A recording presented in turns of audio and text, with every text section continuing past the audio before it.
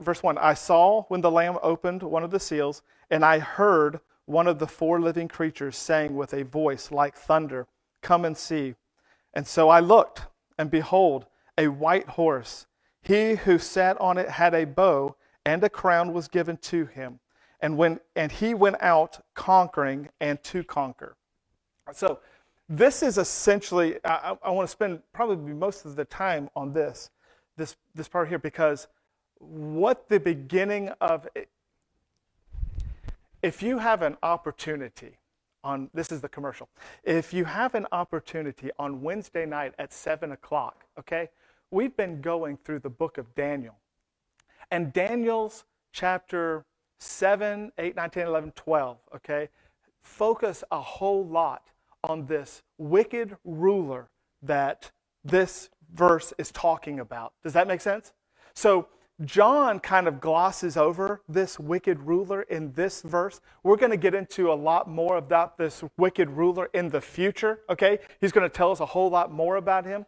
But in this first seal, God opens the seal, and it is an unleashing of, and I don't like to say this name outside, but you kind of will be able to identify it when I say it. When I say the word Antichrist, a lot of people go, ooh,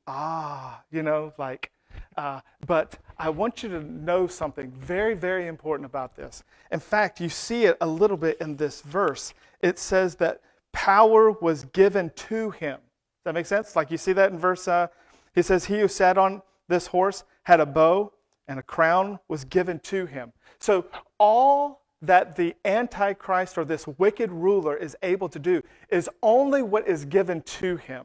Does that make sense? So he has a leash, and God is on the other side of the leash. And that is extremely important, because I don't want anybody in here to go, oh my, there's this guy, he can do whatever he wants to. He's going to, just completely destroy everything and mess it all up. And there's a sense where he gets that and has that ability, but it is only to the extent that God has allowed him to do it. Don't go much further than that on this Antichrist. He is a tremendously wicked, absolutely. Imagine this. Imagine somebody who every single day of their life, imagine this, they hate God.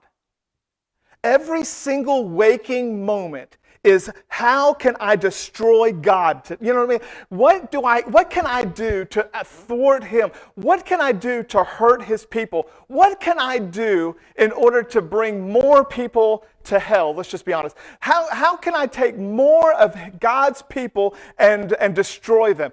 If you spent, let's just imagine, 30, 40 years, and every waking moment, every breath was, I hate God, I want to destroy him. What can I do today to make that happen? You have the Antichrist by the time he becomes or comes into power. Okay? So that's all he's been doing for his entire life, is how can I destroy the plans and the purposes of God? When he becomes, and this is what we find out in Daniel chapter 7, and by the way, we're going through chapter 8 this week, correct? Daniel 8 this week? Somewhere in there. All right. You'll have to come and see. It's a surprise. Come and see, and you'll find out which chapter in Daniel we are. I don't even know yet. But what we found out on the front end of this Antichrist, this wicked ruler, is that he comes into power. And if you notice, it says that he has a bow, but there are no arrows. Does that make sense? Like, he's got a bow, but he really can't do anything with it. It seems as though he conquers the world through peace, by at least proclaiming peace. Does that make sense? He proclaims this great peace, and he rises in ranks. When you think of the Antichrist, you might think of like the worst scary movie that you ever saw, and you probably think of some guy with 666 on his forehead. You probably think of a really just evil dastardly. I was working that in. I was trying to figure it out, and I got it. Thank you very much. Anyway, but you think of this just an absolute horror. But let me tell you what the real Antichrist is going to look like. He's going to be awesome. On the front end, he is going to be charming. He is going to be charismatic. He's going to have the jokes, you know. He is going to be able to convince. He is going to be just convincing, you know, as he is rising through the ranks. And by the time he reaches the pinnacle of this verse and has the ability, this is what Daniel says, that he will be the ruler of a 10-nation worldwide empire. Are you with me? 10 nations that essentially, under his direction, ruling the entire planet. There will not be one place on planet Earth that he cannot touch. And what we also find out in Daniel 7, and we will find out a little bit more in Revelation, I believe it's like 12, 13, 14, but he wages war against the saints of the Most High God. Because his entire life, all he's ate, drank, slept, destroy God, destroy his people. When he finally gets to the pinnacle and he has this 10-nation worldwide, government that stretches around the world, he has one priority: kill every single saint that names the name of Jesus as King and Lord. I want them dead. Are you with me?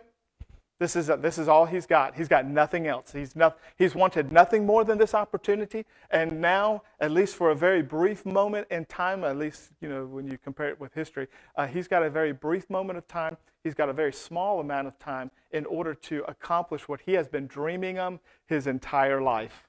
And now he's got it. He rises through the ranks without firing a shot. He rises through the ranks and not one war was ever done. He just continues to do it, and he sets up everything. One thing that you want to know about this Antichrist, this wicked ruler, is that he is satanically empowered. Okay? And I get this from 2 Thessalonians chapter 2. You should write that chapter down, and when you go home, read 2 Thessalonians chapter 2, and you'll find a whole lot more about who this satanically empowered. He has the ability to deceive. He even has the ability to work miracles and wonders, or signs and wonders is what it says. And what that means, I'm not even exactly sure, but the purpose of him doing it is to deceive more people and to bring them to his side. Okay, you with me? So that is the first seal. This rise of the Antichrist, this wicked ruler who does nothing and wants nothing more than to destroy God and all that he stands for.